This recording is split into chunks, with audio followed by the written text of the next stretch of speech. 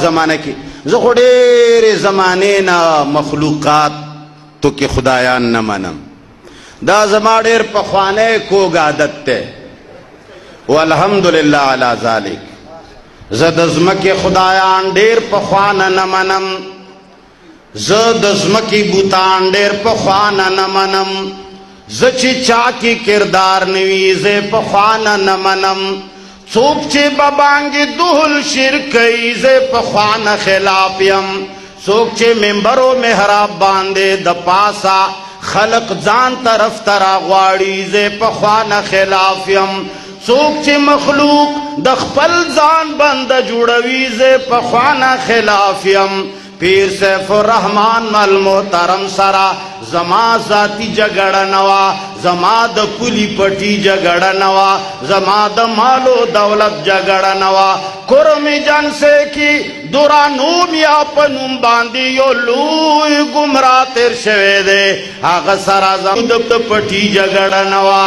داسې د تندو شریف خنزدگان تیر شوی دی، هغو سره زما اختلاف تیر شوی دی. ما د پولی پټی جګړه اے خلقا پا کربوغ شریف کے لوی لوی بوتان دی، هغوی سره ما د پولی و د پټی جګړه.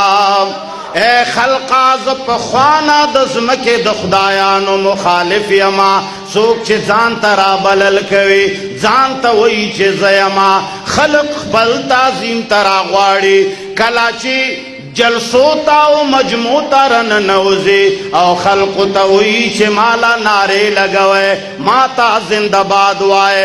زچی درشم طول پاسے او زدی بیا شکر ادا کمنا نادا خبر منلو تا تیار.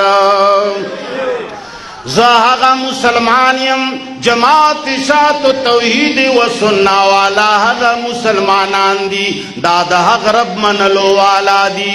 چھ قرآن کی رب وائی وَإِذَا قُرِئَ الْقُرْآنِ فَاسْتَمِعُوا لَهُ وَأَنصِتُوا لَعَلَّكُمْ تُرْحَمُونَ. اے د جانگیری خلقو داد چا کلام دے. معنی دادا چھ کلا قرآن ویلے شی کلا د قرآن بیان شروعی نو دی وقت کے بتاسو شور لگ پزور وائے شور با. اے خلقو قرآن بلزے کے دا مشرکانو متعلق وائے چھ مشرکانو دا عادتو چھ کلا بجناب محمد الرسول اللہ صلی اللہ علیہ وسلم بیان کولو، توحید بے بیانولو، قرآن بے بیانولو، نو هاغوی بوی والغو فیہ لعلکم تغلبون. شور جوڑ کے ناری جوڑے کے چھ غالب شے دا قرآن دا بیان پا وقت کے دا شور جوڑولو والا څوک دی؟ مشرکان. څوک دی؟ او دا قرآن دا بیان پا وقت کی خاموشی اختیار ولو والا څوک دی؟ نو منگا دا دے خلافیو چی کلا مولاران نوزی او خلق چغی وحی او تا سر لاسونا ملاوی پکار دے چی لاس ور سر ملاو نکی مخور وانڑوی او چی کلا محراب تا ورسے گے کلا منبر تا ورسے گے نو کتر اختیاب قرآن مینوی، کتر اختیاب توحید مینوی، کتر اختیاب مسجد مینیے، کچرے تر اختیاب اللہ پا قانون مینیے. نو چھ سرنگا فوراً منبر تا ورسے گے اول ردو کا پا خلق باندے ورطا آیا چھ بیا ماتا اچت نشے. خلق تا آیا چھ بیا دو قرآن دا تلاوت او دو قرآن دا بیان پا وقت کے زندہ باد دارے ون لگوے. بیا چھ ذرا شما گورا شور شغب جوڑ نکے او بیا چھ ذرا شما ہارونو لوبے جوڑے نکے گلان دا بریلیانو غنی و نوروے او کچری تراشی خلق پاچی بیان تباشی او دا قرآن ذکر گڑوڑ شی دا اللہ پاک کلام گڑوڑ شی دا خلق و توجہ گڑوڑ شی او خلق تا تا پاچی او تا تا نارے ولگوی.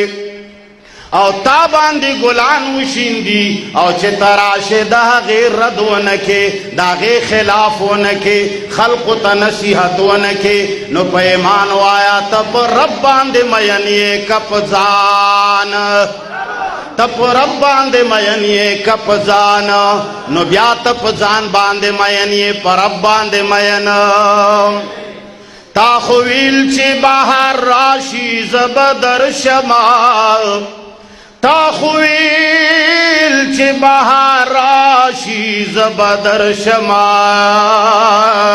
دروغجن وی بهار تیر شو ته رانغلې و ظالما تا خو ټول عمر خلقو ته وی چې موږ د قرآن والا یو موږ په رب باندې مین یو موږ توحید باندې مین یو موږ دومره په قرآن باندې مین یو چې کله مانځه کې قرآن ویلی شي کله مانځه کې امام قرأت وایي نو شاته موږ ورپسې د قرآن ویلو ته تیار منگا عقیدہ دادا چی مخ کے قرآن ویلیشی شاتا ورپس قرآن موایا عقیدہ دا امدا نظر دے دا حنافو دیو کندے امام چی مخ کے فاتحہ وائی شاتا ورپس بل سڑے قرآن ویلیشی نو چې شاته قرآن ویل د قرآن په مخ کې جایز ندی نو د قرآن په مخ کې زنده باد ویل جایز دی نو د قرآن په مخ کې هارونو غړول جایز دی